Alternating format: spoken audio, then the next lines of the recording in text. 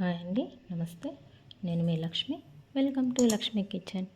ఈరోజు మన వీడియోలో ఉసిరికాయ బెల్లం వేసి ఈ స్వీట్ ఎలా చేసుకోవాలో చూద్దామండి.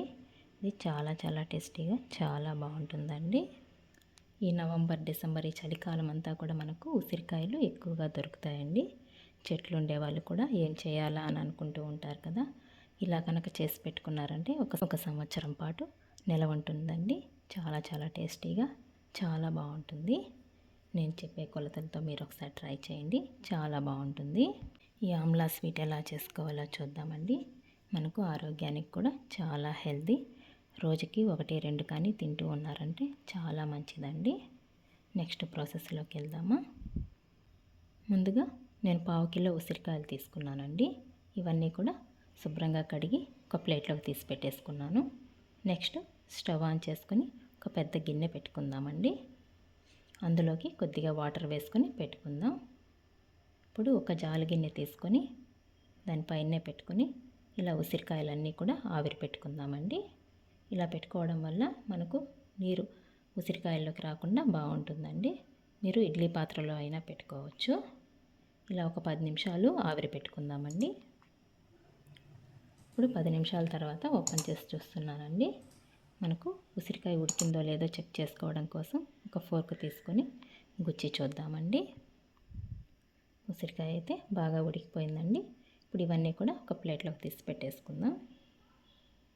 ఇవంతా కూడా చల్లారేంత వరకు పక్కన పెట్టేసుకోవాలండి. నెక్స్ట్ ఈ ఉసిరికాయలన్నీ కూడా ఇలా పీసెస్ లాగా ఇలా అంతా కూడా డివైడ్ చేసుకుందామండి. ఇవన్నీ కూడా ఒక ప్లేట్లోకి తీసి పెట్టేసుకుందాం. ఈ పీసెస్ అంతా కూడా మనకు ఈజీగానే వచ్చేస్తాయండి. బాగా ఉడికిపోయాయి కాబట్టి చాలా ఈజీగా వచ్చేస్తాయి.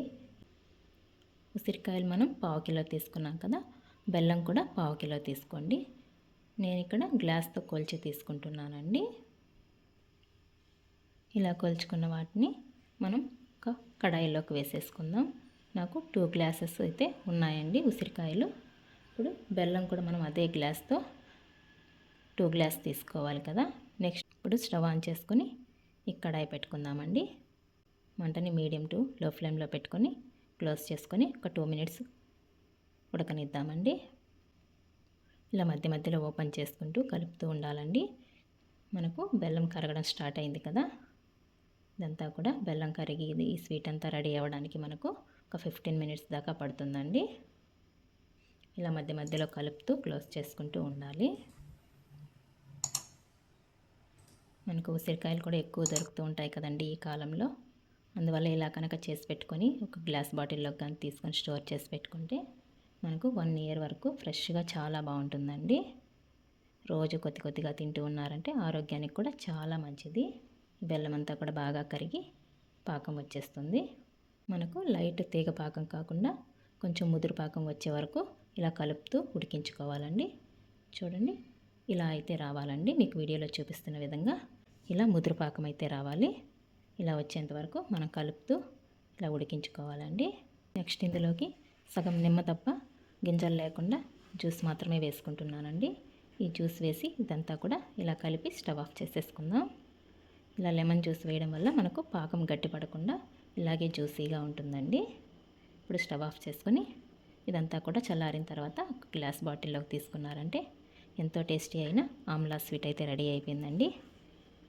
చాలా టేస్టీగా చాలా సింపుల్గా చేసుకోవచ్చండి. మీరు ఒకసారి ట్రై చేయండి. మీకు ఎలా వచ్చిందో కామెంట్ చేయండి. నా వీడియోస్ కనుక మీకు నచ్చినట్లయితే ప్లీజ్ లైక్ చేయండి. మీ ఫ్రెండ్స్ అండ్ రిలేటివ్స్కి షేర్ చేయండి. మరిన్ని కొత్త వీడియోస్ కోసం మన ఛానల్ని సబ్స్క్రైబ్ చేసుకోండి. థ్యాంక్స్ ఫర్ వాచింగ్ అండి.